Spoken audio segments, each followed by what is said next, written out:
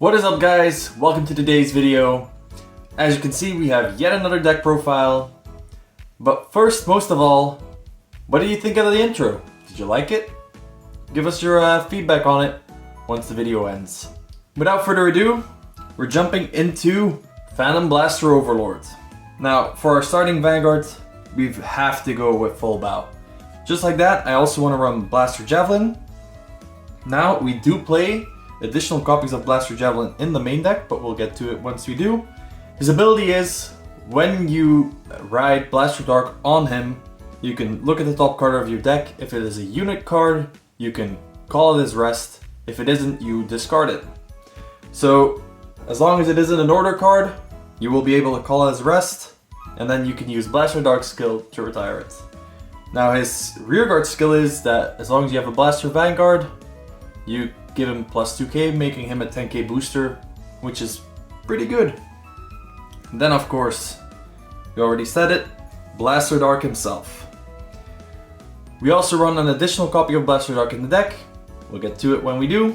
But his main ability is, when he is placed on Vanguard or Rearguard Circle, you can counterblast one, retire one of your rear guards, so the one that you just called with the effect, and then retire one of your opponent's rear guards, and he gains an additional drive.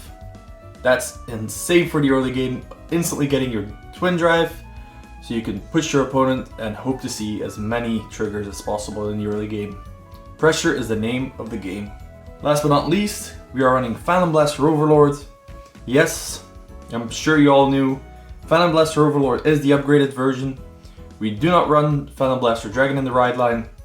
We want to get into it as soon as possible, and we'll get Phantom Blaster Dragon into your soul by other means. His continuous ability is, of course, if you have a Phantom Blaster Dragon in soul, he gains a crit. So that's why you want him there. So his ability is, when he attacks, you can retire 2 of your rear guards and call a Blaster Dark from soul or drop, preferably drop. And if your opponent's Vanguard is grade 3 or greater, he and Blaster Dark gain 10k.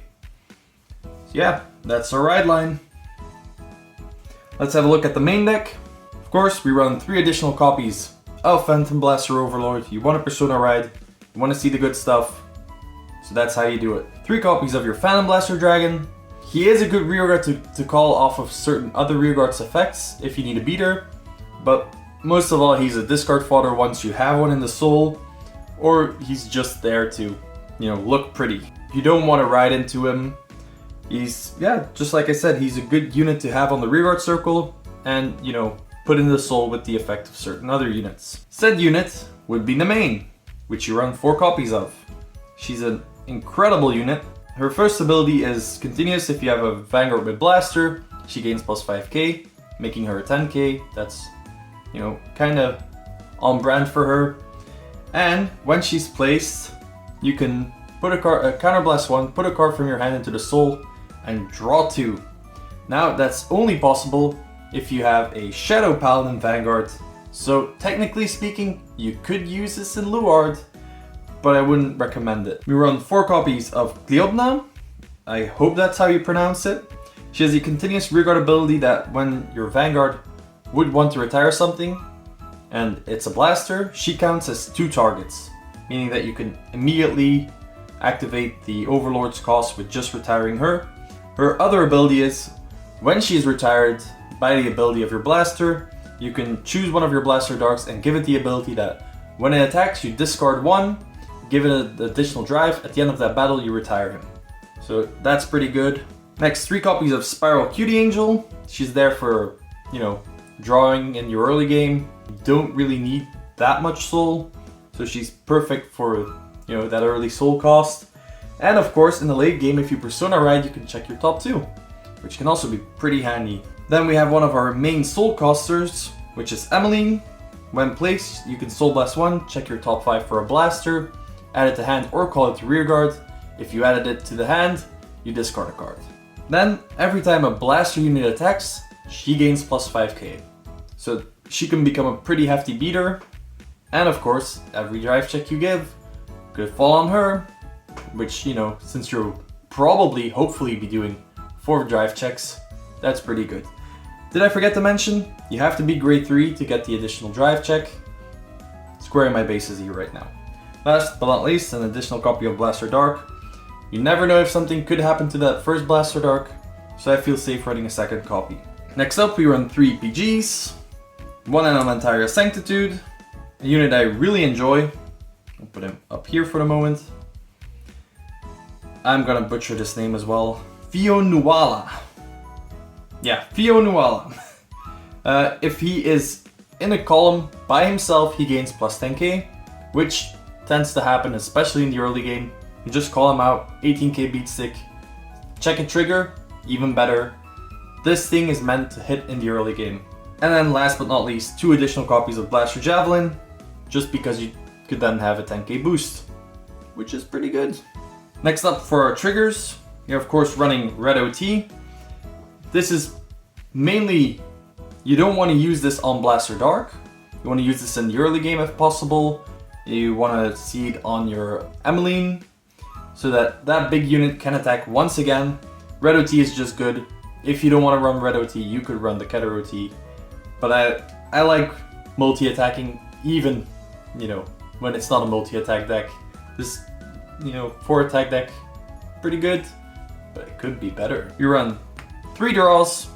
We want to see those pieces in our hands so that we can use the abilities. We want to see the other grade 2s so that we can get our retires off. We don't want to retire too much when it doesn't, you know, have to be. And yeah, that's a 10k shield. 8 crits. Crits is the name of the game in this situation. You want to do drive checks, see additional crits, make your Phantom Blaster Overlord go 3 crits in one fell swoop. They'll want to guard it, but will they have the hand to guard it? That's the question. And last but not least, 4 heal triggers. Currently I'm running 1 copy of this one still, just a personal tech preference that I have. When your opponent's a grade higher than you are, this is an additional 10k shield. It's a personal preference. I just like teching it in every so often, so that's the list. I don't think a combo video is all that necessary for this one. This is pretty straightforward. You just want to multi-attack and see a lot of criticals. The deck just plays itself. Personally, I don't think this is all too much of a meta contender. You want to pressure, you want to sack. It's all fun and games, but this deck is mainly one for locals. I do enjoy running it, and it's pretty fancy, especially with the Alt-Art Phantom Blaster Overlord.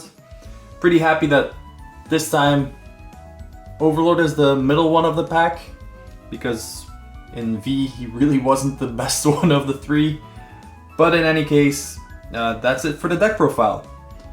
Let us know if you want to see something else, if there's a personal suggestion you guys want to see, if you want to see another deck profile, if you want to see a different formatted video, just let us know in the comments.